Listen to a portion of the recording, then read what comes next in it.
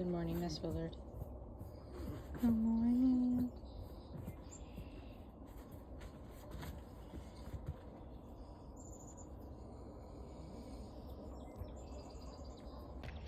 Good morning, friends.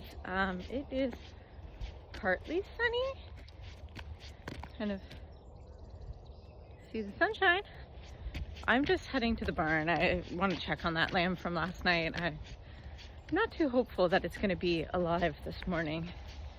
I went back out last night and it still had a pretty high fever, so not sure what the heck is going on, but that's what I'm doing. It's about 6:45 right now. My kids just got picked up for school and got lots of shit to do today, so getting an early start.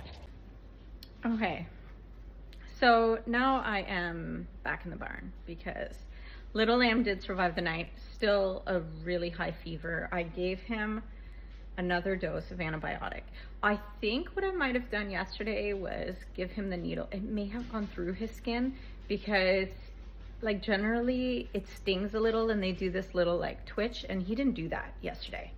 And he was also not doing well, so I mean that could have been why. But anyways, I gave him another dose of antibiotic. He's still alive, happy to see. Had to leave the barn because even though my little lamb is alive, I had a dead ewe.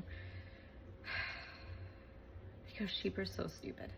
This ewe got herself, like, I don't even know what happened. If another ewe maybe was on top of her, but basically her head was hanging out of the feed gate. She like strangled herself somehow.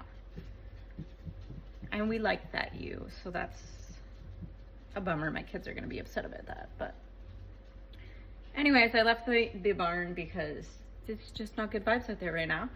And instead I am making bagels. So I shall tackle the dead ewe dilemma in a bit. They smell so friggin' good. I'm so excited. I even bought some plain cream cheese yesterday just to be ready for this moment. Also got a whack load of eggs going into the incubator today. That's on my to-do list also. All right, so I have dealt with my dead ewe, and I'm in the barn just doing water and kind of like looking around and trying to figure stuff out. I am very much leaning towards lambing ewes only once a year. I would ideally still split it up into two groups of 25 so that I have kind of like a lambing in September and October and then a lambing in March or April. I've always done like intensive lambing where I've lambed 3 times in 2 years. I'm just trying to think management wise, and easier on me might be to just do it once and kind of like give my everything to that one lambing and make sure that I have like really strong, healthy ewes and producing really strong, healthy lambs, and be able to flush them properly and really put my money into grain and minerals and all that kind of stuff and management wise. So yeah, that's kind of what I am leaning towards right now. One of my main reasons for making this decision is that my operation has changed, whereas before it was kind of solely an in-barn operation.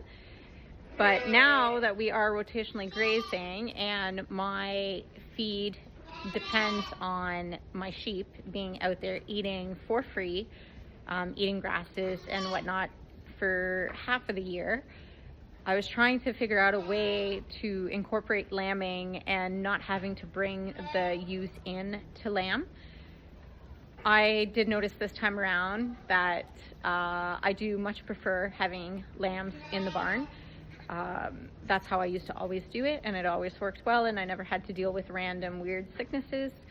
So I'm really leaning towards doing that again. However, I didn't want to compromise their health, or not so much their health, but compromise my ability to use my pasture. So doing it this way, I'll be able to put them on pasture from spring, summer, and fall, and then bring them into the barn when they're just about to lamb, and then maintain my lambing health in the barn like what I'm used to and what I prefer doing. And then that way the second group would breed kind of like in early fall, and then or late fall, I guess, and then it would lamb in March or so when the sheep are still in the barn for another 2 months. So I think realistically this is a plan that's just going to fit my lifestyle and my new farm a lot better than what I was hoping to do. This area just has a really, really high warm load and a very, very high coxy load, and I just risk a lot putting my lambs on pasture. And my lambs are my income, so I need them to be in the barn where I can at least control that a little bit more.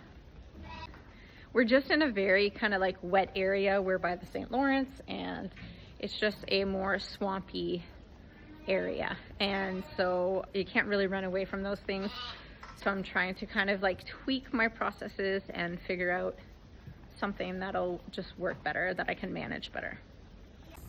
Also, this, I don't like the lammies always in my way, so I think I am going to be using these gates for my creep area, but I am going to possibly talk to Vino and go back to self-closing feed gates on the one side, because like I said, I'll always be lambing.